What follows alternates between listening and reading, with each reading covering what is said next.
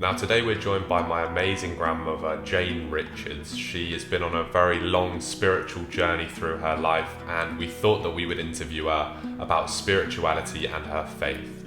If you want to hear more about Jane's life, please go and visit the Suffering and Joy podcast in the description. Episode 4 is going to be out next month, and we hope to see you. Thank you very much for joining us, Grandma. We're very grateful. We just thought, could you introduce yourself to the people listening and tell us a little bit about your life so far? Yeah, of course. Well, my name is Jane Richards. I'm in my late 70s. Hope that doesn't put you off. I'm blessed to live with my husband in a 200-plus-year-old cottage garden situated in a hamlet 10 minutes from the sea in Cornwall. Less conventionally, we have the privilege of a church meeting in our house. I've only just stopped teaching English via Zoom in Portugal, which gives you a clue as to what has been my profession: a TEFL and a secondary school teacher. Who has been a pastor's wife as well. I've lived in 2 countries apart from England, in Nigeria as a child, and in Portugal for 11 years as an adult. Finally, I've had 4 children, one of whom died as a baby, have 7 grandchildren, one of which is Harry, the only boy. Thank you very much, Grandma. So, do you think you could tell us a story from your childhood that made you who you are today? Yes. One of my first vivid memories was my first day in boarding school as a 6-year-old child. It's so clear I can see it. I'm crying all day long with the rain pouring outside.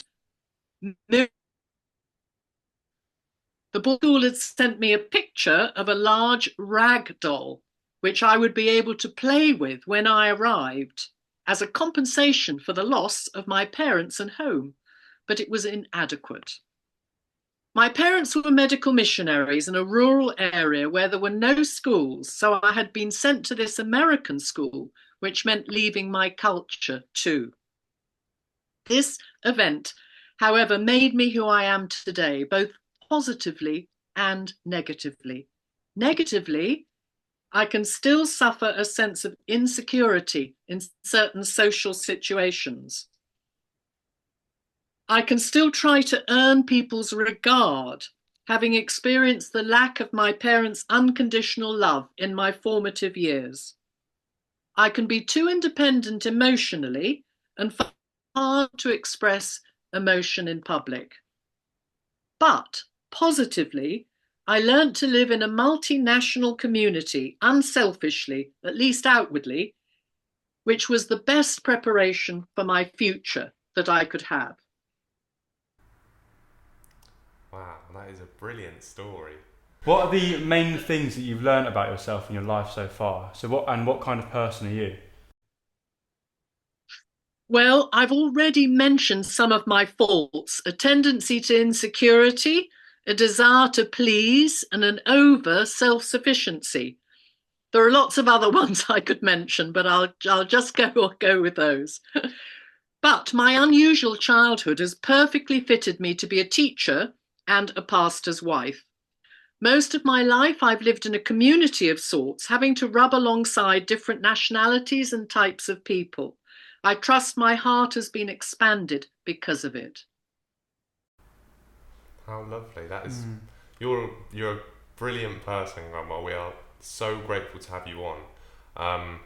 We wanted to ask you as well, has your life disappointed you, or do you think it's exceeded your expectations so far?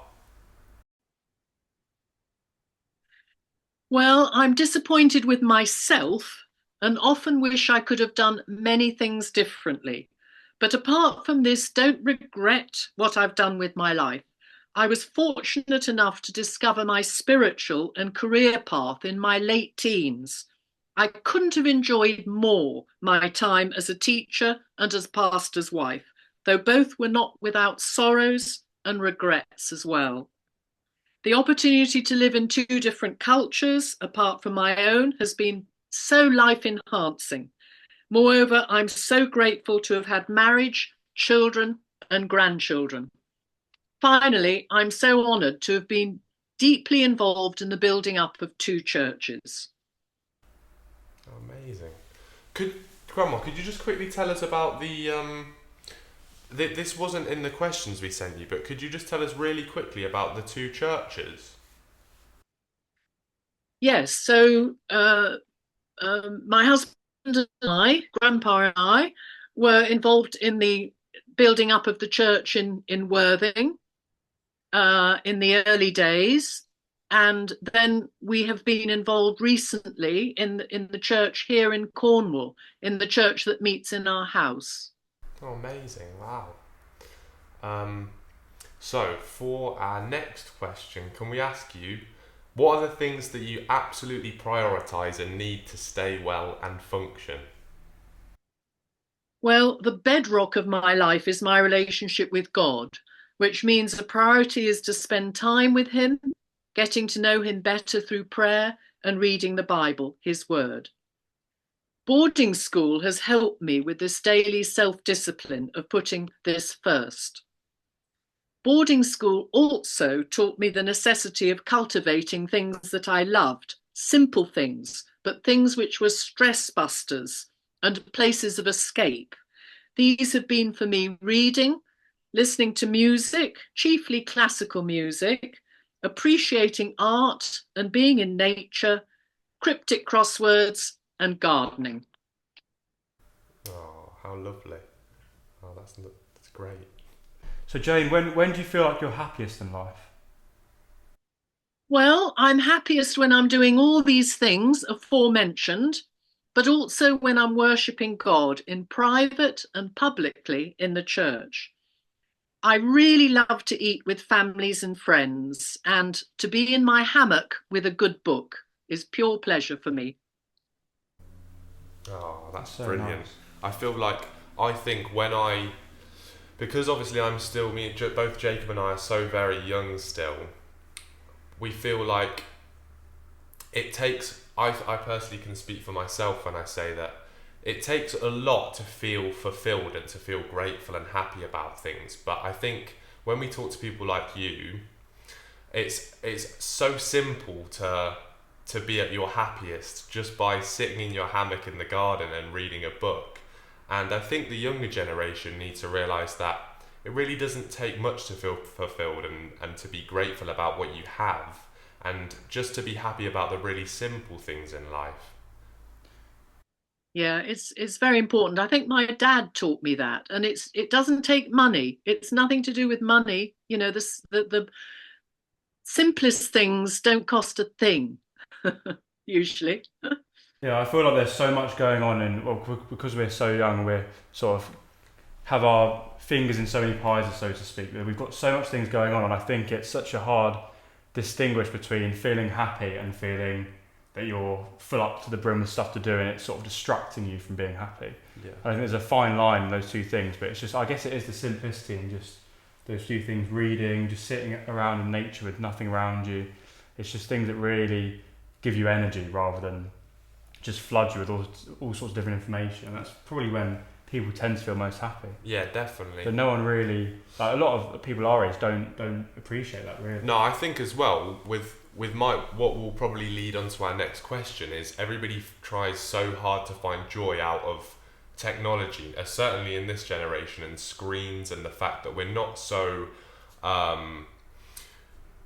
we're not engaging as much in nature and in wildlife as maybe we might have done in the past generations. And so that kind of leads quite nicely onto our next question, Grandma, when we were going to ask that what do you fear might be the risks of social media for young people today? Well, I think the worst is the horrifying dissemination of fear. Fear of one's health, what might happen to that, of one's security with terrorism, global warming, what's going to happen to the world. I feel very, very sorry for your generation, because it's very, very difficult to have these things bombarding you all the time. We were never meant to know the suffering of the whole world, because we cannot bear it. But you have to, as in your generation, you have to bear the suffering of the whole world sometimes with the things that you hear on social media. I think the other thing is you've got to be a perfect physical specimen nowadays. You've got to be the perfect partner. You've got to be the perfect mother. Um, all these things put tremendous pressure on you, and I feel very sorry for you. You're completely right. I think it's something that just gets swept under the rug. I can't really talk, but it's something that gets swept under the rug quite a lot, because every single time you go onto social media, certainly for me, I'll always see like somebody that's in maybe better shape than me, or that somebody that's got something that might necessarily be better than what I would have in my life at this current stage, and it constantly leads you to the mindset of comparison and comparing yourself. And we can mutually agree, both Jacob and I, that comparison is very much the thief of joy. And so the more you compare yourself, I feel like the less happy you can be with your current life and the amazing gifts that you've been blessed with so far.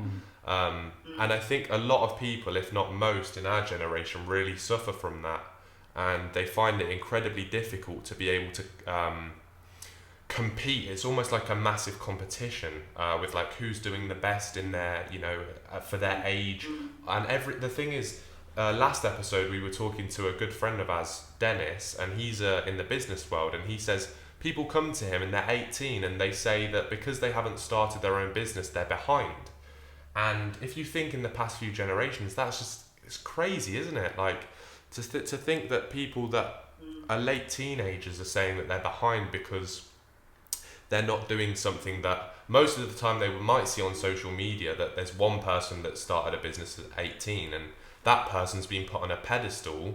And the reality is that before social media, there might be somebody like that, but nobody would necessarily see it as much. And so I feel like, everybody is constantly trying to compare themselves, and it's so toxic. And you also see the far extreme. So you'll see this one person who is 18 and has a really successful business. But if you think that's one 18-year-old out of millions and millions in the world, but you don't see like millions and millions of people. You only see the one person who's either really good or in a horrible state. You never see. You only see the two extremes because that is what makes you click on it online, which makes their money, is trying to instill fear, trying to show off, and they've got all these nice things and whatever. But people aren't grateful for what they have, and they just want to be like this person or this person, and it's very quite damaging, isn't it? Really, from what we've noticed.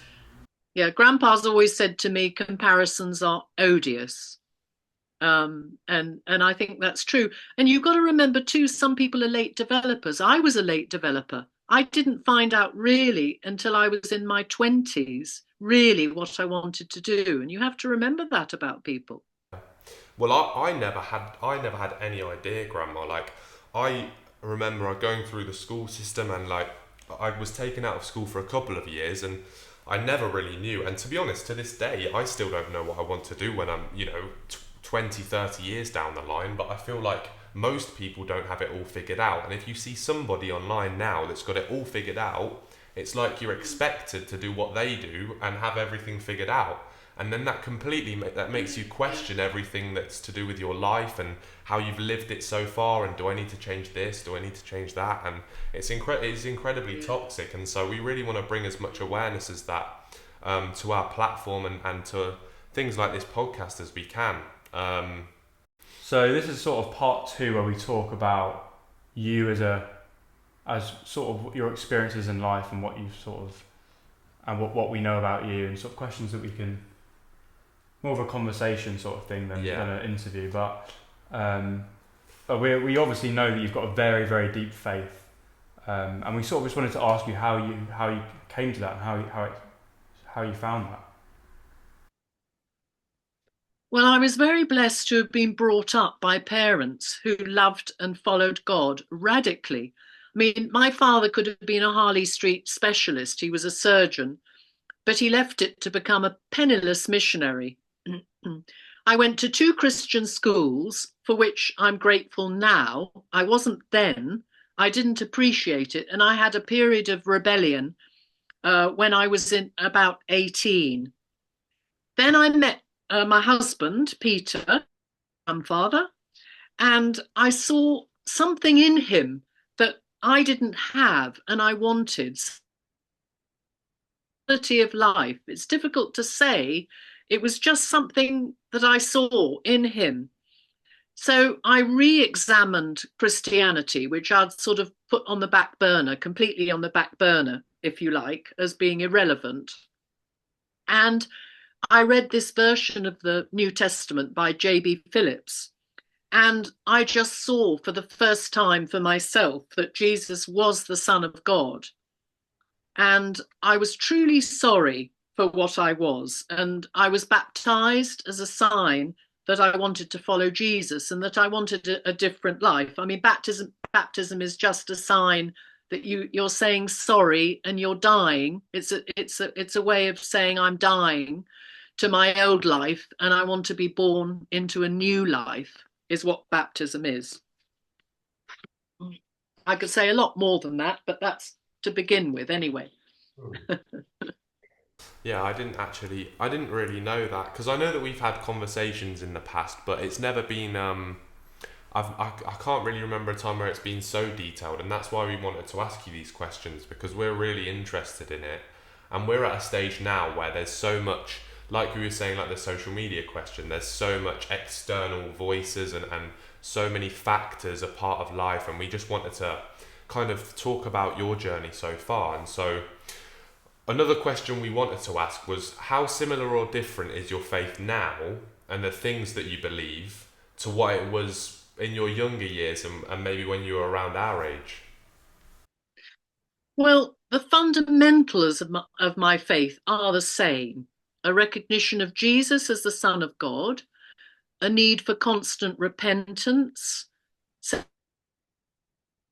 really, and a continual refilling with the Holy Spirit. But I've changed in other things.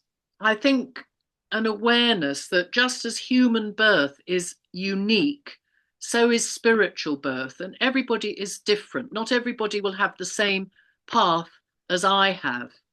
And this sort of goes on really on to the next question that you're going to ask me. Is that okay if you just ask me the next question now and I'll just go on to it? Of course. Well, the third one is: are there things that you ever feel you've got wrong, and is there anything that you've ever wanted to change as you've grown older? Well, in some ways, I feel I know less and less. And in other ways, I feel more and more confident that I'm loved of God and that I want to love others more. Yeah. I used to think that my particular interpretation of scripture and God was the best. And I'm very ashamed that I was quite judgmental of other people who had different views from myself. And I don't want to be like that. I see now that I only can see a very small portion of the truth and that it's necessarily coloured by the mindset of a middle class white British female. I also see, and I've only seen this recently, that strong opinions about controversial things are best not anger and division. It isn't that you don't think them, but it's best not to argue about them.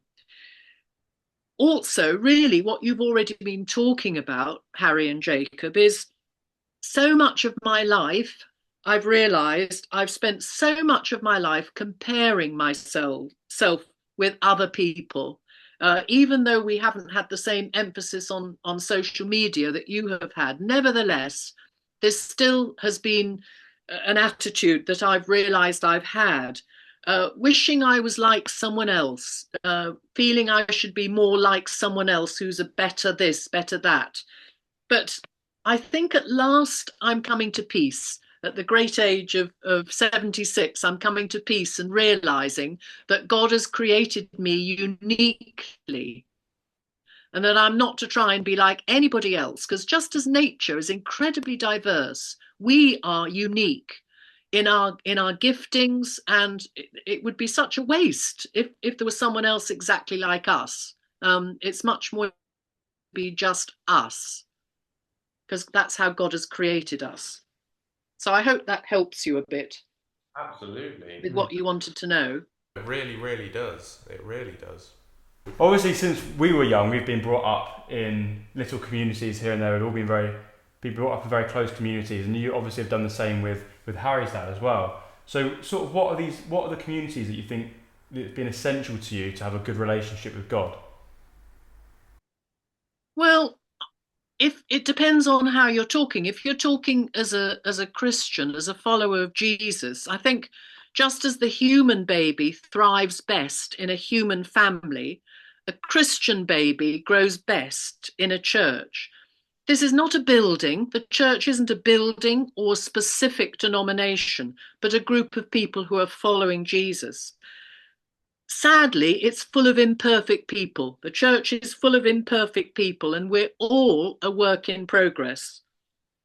And some are severely damaged because the church isn't for people. Jesus said it's not for those who are well, but those who are sick.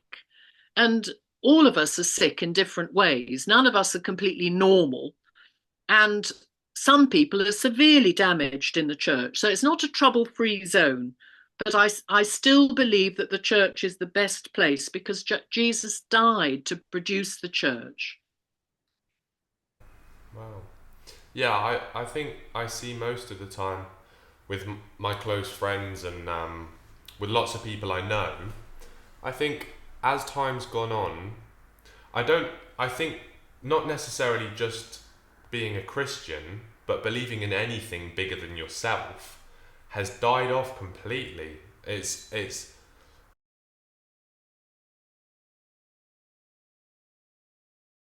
yeah, we feel like that. Not even just necessarily being a Christian, but believing in any type of religion or having any sort of faith is so limited now. I feel like there's not really any resources, and I feel like things like church is never really spoken about in the younger generations, and it seems like it's just one of those things where ironically, like a lot of people will judge church in quite just like a bad way, and like everybody just has their different opinions on it. Some people think it's great, but people only really associate it with God and believing in God. And we think like, I mean, so I can certainly speak for myself, but I think that's I've really learned a lot from what you've said, because I think, are you kind of saying that like in a way church is like a community of people that have been and want to be healed by God, and that kind of go to them when they're when they kind of realize that they're not like perfect people and that there is something bigger Yeah, than them. I think what I'm trying to say is just as a human baby needs support, we need support. There are times when we just need extra help. I think that's what the church is really, is a place it should be. I know it's that's the ideal. It, we don't always see the ideal, but we do need one another. We need a community of people to support us, particularly when things are Totally. Would you difficult. have any like sort of advice for anyone out there who maybe believes in God but is not involved in a church and they don't really know anyone who is? Do you have sort of any advice that you would say to them? Say, oh, you should do this to Yeah, get I closer to mean, God. Harry's cousin, Maddie, who's 17, nearly 18, what she did with her friend was to go around all the local churches and to find one where they felt at home. And I think this is the thing, we're all different. We all have different needs. Some people like a more formal church, some people like a more casual church, some people like an African style church with lots of razzmatazz, and some people like a very formal Anglican service or a Catholic service. We're all different. So I think the thing is to go and try and look around. There are lots of different types of church. You will find somewhere where you feel comfortable. and at home, and where you're welcomed and loved and supported, Yeah. because we all need that. There are times in our lives. I think when my baby died, I don't could have coped without the church. I don't think I could have managed without the church through so much of my life, really. It's Wow. all right when everything's going right, but when things go wrong, you need support. Definitely. Yeah, you're completely right, I think. Um, what are some of the most important lessons that you've learned with God that have influenced your everyday decisions? Yeah. Well, I think to say sorry quickly when I'm wrong, even if I'm not wrong, it doesn't hurt to say you're sorry. I think to forgive again and again, particularly when you're in a relationship with someone, you've just got to keep on forgiving again and again, knowing that when relationships fail, it's your fault as well. It's never solely the fault of the other person. There's always an element of your fault in it.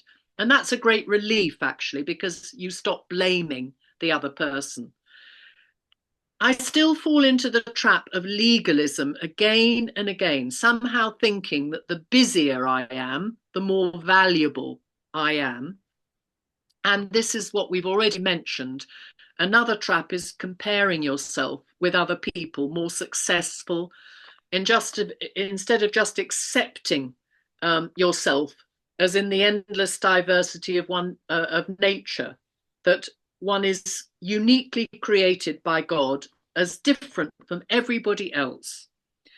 So, in summary, I feel all the suffering that we go through in this life is a preparation for the next. There is another life. This isn't the only life. If this were the only life, so much of life would be totally tragic, but it isn't. And there's a reason for all the things that we go through. And then finally, there's a lovely expression by someone called Amy Carmichael. She says, "In acceptance lies peace." And I've tried to do that in my life. Whatever happens to me, in acceptance lies peace. Amazing It's such a quote. nice little quote, isn't it? Yeah, Really that's nice. really lovely. Brilliant. So could you possibly share a moment with us where you felt God's presence in a profound way? Yeah, well, obviously there are many, but probably one of the most important was my third year at university. And I read one day in the Bible, it's time to seek the Lord. So I did. And this led to a deep desire to be clean.